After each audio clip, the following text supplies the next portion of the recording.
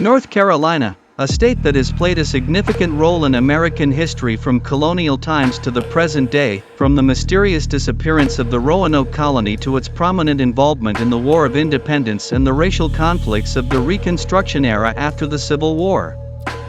In this video, we'll take a journey to this southeastern U.S. state and look at some of the key moments in its history.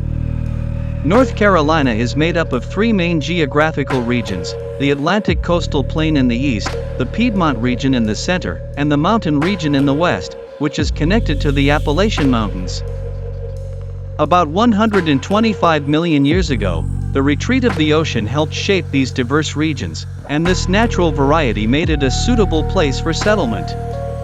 The first humans arrived in this region around 12,000 years ago, nomadic groups who were gradually replaced by more settled woodland cultures. These cultures were widespread not only in North Carolina but also from Georgia in the south to Illinois and New York in the north.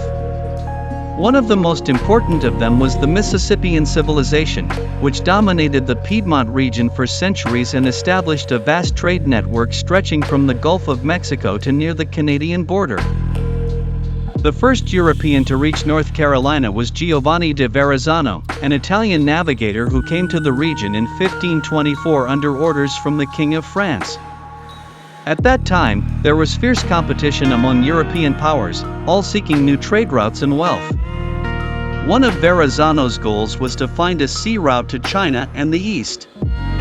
After a difficult voyage and the loss of several ships, he arrived at the Cape Fear region along North Carolina's coast, and then moved north to the Pamlico Sound. In a letter to the French king, he claimed that this sound was an entrance to the Pacific Ocean and a passage to China, but it was later revealed that this area was the beginning of a vast land stretching more than 2,000 miles. After this voyage, European activity slowed for a while, until 1584, when the first English settlers arrived in North Carolina, marking the start of a new era of British exploration in this land, before the formation of the main colonies along the East Coast. In 1585, North Carolina became the site of a small colony, but it didn't last more than a year and disappeared. 2 years later, in 1587, John White stepped in and founded the mysterious and legendary Roanoke Colony. But when he returned 3 years later, all the settlers were gone, vanished in a strange way that remains a mystery to this day. This incident became known as the Lost Colony, a centuries-old puzzle that became part of North Carolina's folklore. Did the settlers join the native Tuscarora tribes? Or were they wiped out by disease and other hardships? No one knows for sure, but Roanoke has always remained a symbol of the hope and ambition of the early settlers. By the 1600s, English settlers began moving south from Virginia into the Albemarle Sound region, and the area's population gradually grew. In 1663, King Charles II of England decided to establish a colony named Carolina, a name inspired by his father, Charles I. However, governing such a vast land wasn't easy, so in 1712, Carolina was divided into North and South Carolina. Then, in 1729, North Carolina became an official royal colony. During these years, peace between Native Americans and settlers gradually turned into tension and conflict, especially as the English entered traditional Tuscarora lands and established the town of New Bern, founded by John Lawson. When Lawson was mysteriously killed, it sparked the Tuscarora War, a conflict that lasted more than 3 years and ended with the Tuscarora defeated due to the settlers' superior weapons. After the war, the Tuscarora migrated north and joined the Iroquois Five Nations Confederacy in New York. The battle not only reduced the native population but also had a major impact on the slave trade. Before these events, Native Americans were considered valuable slaves who were captured and sold by settlers. But after their population drastically declined and many migrated, the focus of slavery shifted toward the mass importation of African slaves. With the sharp decline in Native American populations, the slave trade increasingly centered on African slaves, resulting in more than 80% of the 12.5 million Africans brought across the Atlantic arriving after 1700. The peak of this trade occurred between 1720 and 1780. However, North Carolina was poorer compared to Virginia, mainly because it lacked a deepwater port, which limited its maritime trade. The capital of the state changed several times, from Edenton to New Bern, and finally to Raleigh, a city named in honor of the English explorer Walter Raleigh. When the American Revolutionary War began, North Carolina was a strong supporter of independence. In 1776, it adopted the Halifax Resolves and prepared around 18,000 soldiers to fight against Britain. One key battle was the Battle of Moores Creek Bridge, where British forces were defeated under heavy American fire, and over 800 of them were captured. This loss weakened Britain's influence in the region. Later in the war, General Cornwallis entered North Carolina with his army, leading to one of the largest battles of the war, the Battle of Guilford Courthouse, where about 4,500 American troops fought and helped shape the outcome of the war in the South. In the Battle of Guilford Courthouse, around 4,500 American soldiers stood against 2,500 British troops. Although the Americans retreated and Britain claimed a technical victory, the British Army suffered heavy losses, and its military strength was severely reduced. General Cornwallis's decision to retreat to Virginia marked the beginning of his final defeat at Yorktown and the ultimate victory for America.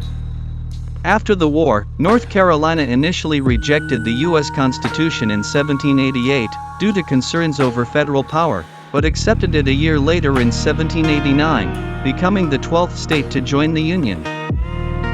In its early years, development in North Carolina progressed slowly, but the state became a pioneer in education. In 1795, it established the University of North Carolina, the first public university in the United States.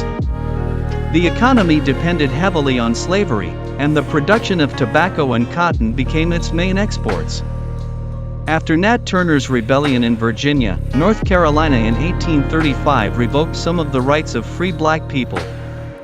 However, religious groups such as the Quakers and Mennonites opposed slavery and played an important role in the Underground Railroad, helping enslaved people escape to freedom.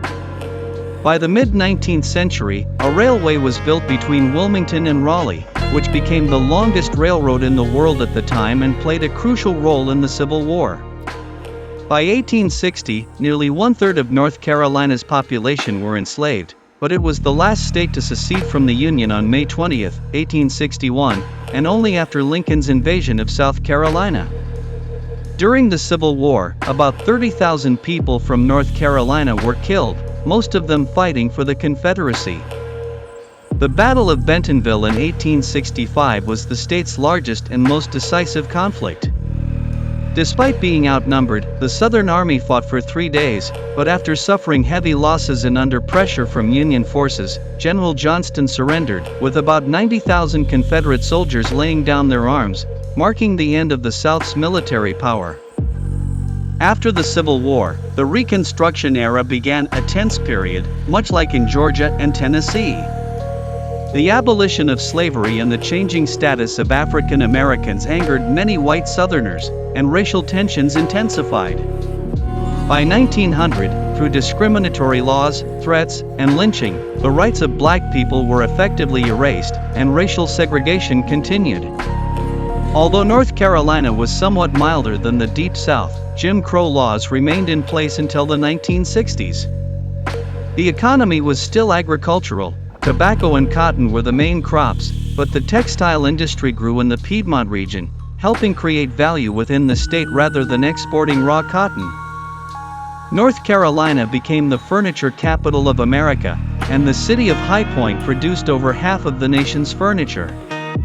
The Great Depression hit the state hard, but Roosevelt's New Deal and the onset of World War II breathed new life into the economy. During the war, North Carolina produced more textiles for the military than any other state, and the expansion of Fort Bragg had a major impact, with over 100,000 soldiers stationed there by the war's end. Because of its history of supporting African Americans and its role in the Underground Railroad, North Carolina became one of the centers of the civil rights movement. Protests like the Greensboro sit-in by African American college students sparked change, and leaders like Martin Luther King Jr. took action. Eventually, the anti-discrimination laws of the 1960s brought an official end to legal segregation. In the 20th century, traditional industries like tobacco and textiles declined, but the growth of the financial sector in Charlotte helped offset the economic impact, turning the city into the second largest financial center in the U.S., after New York. Strong higher education and investments in research led to the founding of the Research Triangle Park in 1959, the largest research center in the country. Pharmaceutical, food, and automotive parts industries also grew in the state, and North Carolina evolved from the dark days of slavery and bloody wars to becoming a hub of finance and science. Today, this state continues to thrive, showing how the past can be a strong foundation for a bright future. If you're looking for a place where history and technology come together, North Carolina is the perfect choice.